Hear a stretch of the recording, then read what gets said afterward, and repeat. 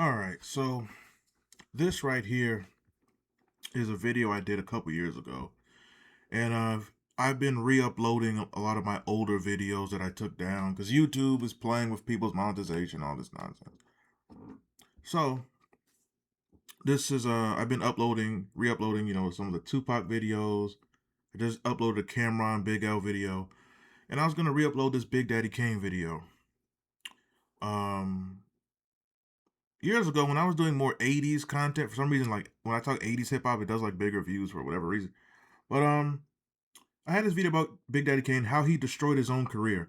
Now, I also was reminded of this video as a re-upload because, in recent news, as of this recording, Max B was saying all this nonsense about Big Daddy Kane and other legends.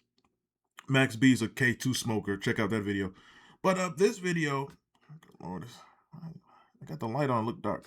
This video is when I broke down Big Daddy Kane's, his ascend and then the fall of his career. But I actually made a mistake in this video at the time. And the mistake I made, we'll get into that later. But hit the like button as I'm going to react to my old video. But I think it's kind of like a classic video. So let's see. When it comes to a top five rappers of all time, in my top five, I've always had Big Daddy Kane. Without Big Daddy Kane, you don't have Jay-Z. Jay-Z is just a remix, updated Big Daddy Kane. Without Big Daddy Kane, you don't have Tupac, you don't have Biggie Smalls, you don't have a lot of rap, you don't have Nas. He was that big and that great of an influence. The greatest compliment I've ever heard when it comes to rap music is Chuck D, the legend, Chuck D from Public Enemy. He once said, Big Daddy Kane is like a heavyweight, lightweight, featherweight, welterweight, bantamweight, all in one of a boxer. If you could put every boxer, every class in one person, all those skills and abilities is Big Daddy Kane. That's a tremendous compliment. Always in my top five. There was a time, hit the like button, share this video, subscribe to this channel. There was a time when Big Daddy Kane was number one, number two, number three, top three rappers on earth. Him, Rakim, LL Cool J. He was a monster. You never heard nobody like him. You never seen nobody like him. He had the high top with the three cuts in your eyebrows. Now you, some Jay-Z lyric. He had the dancers on stage. He could dance. He was shaking his hindquarters on stage at the Apollo. Scoob Lover, he had classic movement. I don't mean his hips. I mean like his music movement, whatever. He was a member of the legendary, iconic collective, the Juice Crew. Oh man, Master Ace and Marley Marl and Craig G and Roxanne Shante. I gotta make a video about her. She bodied KRS-One, but in real life. But I mean, I think he's still alive, but whatever. But KRS-One, he got that big bell pepper nose, just big bell bottom nose. Anyway, the legend. But there was a time when Big Daddy Kane was at the top of hip hop music, and he destroyed that. Sometimes in music, if you grew up watching, Driven or Behind the Music, Unsung, the E True Hollywood Story.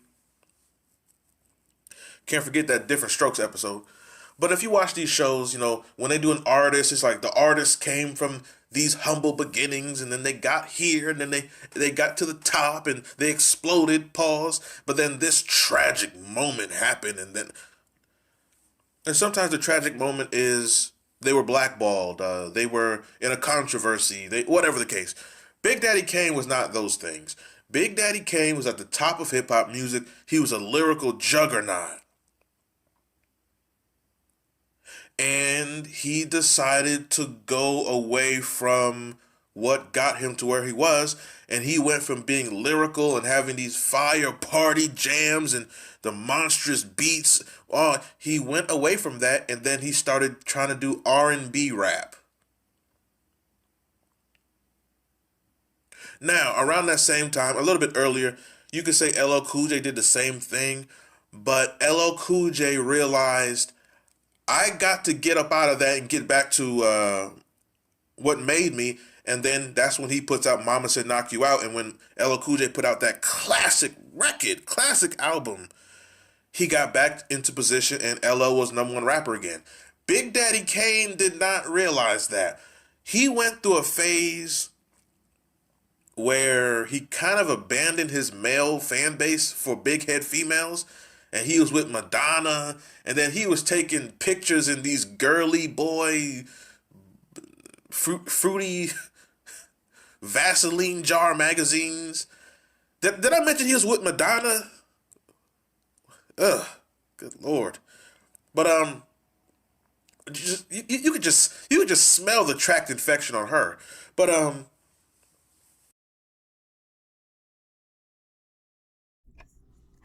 Good lord. My God. Ask Tupac Shakur. Oh, But oh. he went into like this whole he's a ladies man and taste of chocolate. Like, come on, man. I'm a grown man. I'm not going to Tower Records. I'm a grown man. I'm not going to Tower Records to buy an album called Taste of Chocolate. And then didn't he have another album called Daddy's Home? Like, come on, man. How you gonna explain that? Hey, what album you about to go pick up? Yeah, man, I'm about to go to Circus City. I'm about to go get Daddy's Home. Like, whoa, what? Yeah, Big Daddy Kane got a new joint called Daddy's Home. Yeah, it's real chocolate. It's real sexy. I was like, what? So he kind of alienated his male fan base. Oh God, he was taking you to the candy shop way before Curtis Jackson. Now, there is this thing in music that's like, well, when it comes to purchasing music, the two biggest groups that purchase music are white people and females. Okay, but there's also males, men. Hip hop is a male oriented sport. And he destroyed his audience because he went another direction. Pause. Oh Lord. Was Puff Daddy in that direction? I know Clive Davis was. But and he just went to like, he was doing records with Barry White and somehow his voice got deeper. There's a joke there, but I didn't get it off. Pause. Oh God. But it was more slowed down and he's showing more skin. It's like, come on, man. So he destroyed his own audience. And then when you get to 93, actually I believe Daddy's Home, that might have been like 94. But let's say 93. He kind of tried to do the Mama Said Knock You Out thing where he was back in like the hoodies and he tried to do like the hard rap. But by that point, he kind of like destroyed his own, not his own. I think what I meant was this is like this looks like a job for the Kane era. I think that's what I meant. I think that's what I meant by that one. Legend, but what he had built up, he kind of destroyed it because he went too far into the women playing to women direction, and that alienated his fan base. Mm-hmm. And when he did, looks like a job. Okay, I was getting to looks like a job for the King. When Big Daddy Kane went to this new sexual direction, I mean, it scarred Max B to this day. Max B was in the can for 18 years thinking about Big Daddy Kane in a leopard Speedo. It scarred Charlie Wingates. Charlie Wingates. It scarred him to this day. He couldn't wait to get out and go against the King. Job for Kane and all that type of thing. How you get a record deal, whatever. And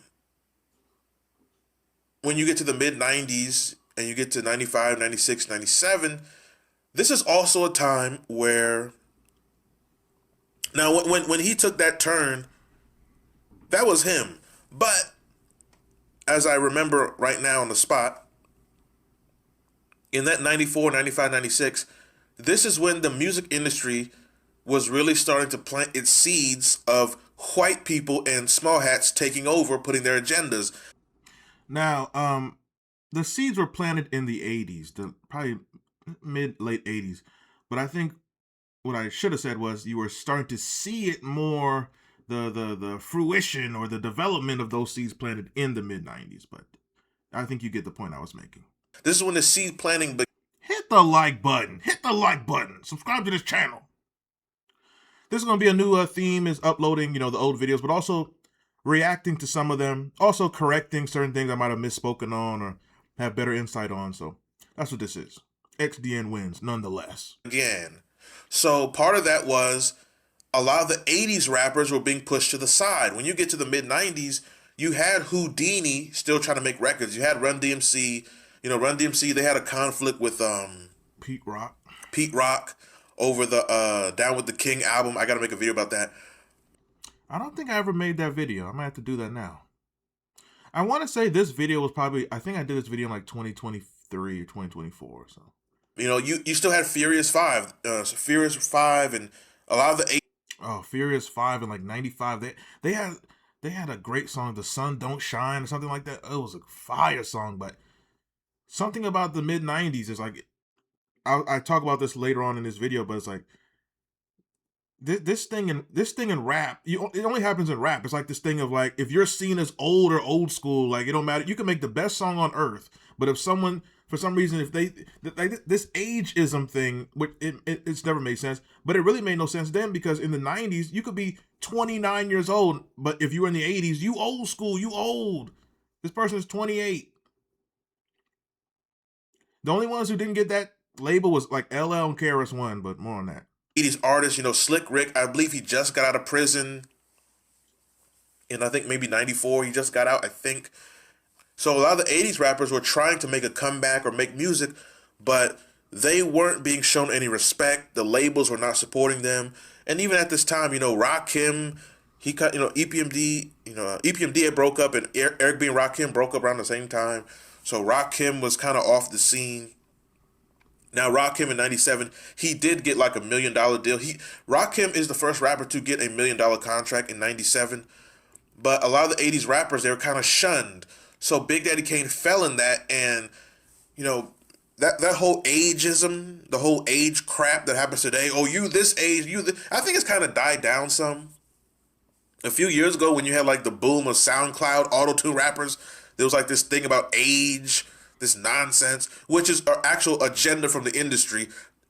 The industry pushed this idea of, we don't want rappers that are this old. We want these young rappers. No, you want the young rappers because they don't know the business, and you can rob them. That's why you want young rappers. You don't want older people, because someone who's 28 or 35, they'll know to ask certain questions, but someone who's 19 won't know. Mm-hmm. That's that whole thing. That was an agenda. But in the mid 90s, you had these monkey fans who were doing the same thing of, you was out in 87, so you old school now. They would do that to people like Big Daddy Kane and certain rappers when you get to 95, 96. Oh, Melly Mel, you old school. Big Daddy Kane's old school. But in 90, Big Daddy Kane's last album, I believe, was 98. That Veterans Day album, 98. And this is actually a mistake I made in this original video. In this video, I was mentioning, I'm talking about the age thing, that people would pick and choose, well, based on your age, you old or something. But in 98, Big Daddy Kane had Veterans Day. In that same year, Jay-Z had Hard Knock Life. Jay-Z is just a year younger than Big Daddy Kane. So essentially, they're the same age. But people love Jay-Z in 98. But, oh, Kane, you putting out a new album, you old. Literally, Jay-Z's a year younger. Jay-Z was rapping in the 80s. But that was like a real thing, and that really harmed artists' careers back then. Not so much now. If Nas drops an album, it means something. A lot of the podcasts, the bigger podcasts, Jadakiss, Fat Joe, Joe Budden, the older MCs. But it's not so much a thing now. But in the 90s, this was a real thing. And that's why a few years ago, Melly Mel did an interview on Art of Dialogue, and he was praising Tupac because Tupac brought Melly Mel in. Tupac brought Big Daddy Kane in 96 to work with them on the One Nation album. It didn't end up coming out like it was supposed to, because obviously Tupac got deleted. But he was gonna do Death Row East and Eric B and Melly Mel, and they were gonna do something with all the older 80s artists that were getting shunned. So that's why Melly Mel has a lot of reverence for someone like Tupac. But this was a big thing back in the 90s. But I did make this mistake in the video. I think in the, not even I think in this video I was saying that something like Jay-Z was a year older. I got that wrong. Jay-Z's a year younger, but the point was Jay-Z and Big Daddy Kane, they're literally around the same age. But people were, well, Big Daddy Kane, you old, but Jay-Z, you not. But Jay-Z's a year younger. I think Hard Knock Life, Jay-Z was like 28. Big Daddy Kane was like 29. They're like 28, 29, 30. They were around the same age, but you would get labeled this, and that was like almost a career killer back then for whatever reason. It was very odd. Veterans Day. 1998, Big Daddy Kane came out with Veterans Day. The same year, Jay-Z came out with Hard Knock Life. But people were like, oh, Big Daddy Kane, you still making music? You old. So I went through that. Let's fast forward a little bit here. Wouldn't being older mean you have more wisdom to give, more knowledge, more to say? Mm-hmm. I really don't care what a 19-year-old has to say. Mm-hmm. It's really much of nothing. Unless it's Nas on the Illmatic. In today's society. Especially today's rappers. But someone who's 35 or 38, like Benny the Butcher, he has a lot of life experience and he could put it together in a poetic fashion. Someone who's 21 is rapping about cough syrup, Jordans, and playing 2K. Like what? And there's nothing's witty or clever about it. But this has always happened when it comes to rap. But a lot of that is an agenda that these people who saying it can't even explain to you. Mm-hmm. So Big Daddy Kane created a roadblock by going down the female route, and then he ran into a roadblock of the industry saying, well, you from the 80s, so we don't want to push you no more when you get to 95, 96, 97. So that's the downfall of Big Daddy Kane's career. Also, and I might have to look more into this and maybe do a video about this, but I think KRS-One saw this because he avoided the old label too. Because KRS-One didn't get that label in 93 or 95 or 97. But I think one thing that helped KRS-One, and I think he did this strategically, KRS-One became like in the executive side in the late 90s. So I think that helped him like keep a spot in rotations of like Hot 97 and stuff. He got to be a part of like the A&R, the corporate side of labels, and that helps you. So I think KRS-One was like, they're not about to Big Daddy Kane me, so let me get on the label side and be on the artist side. Big Daddy Kane, to my knowledge, he wasn't doing that, or maybe he didn't have the chance to do that. Anyway, I'm up out of here. Leave your thoughts in the comment section of what are your thoughts on ageism in hip hop back then and now. I'm up out of here, and that is it. XDN wins. Follow me on Instagram at XDN Online.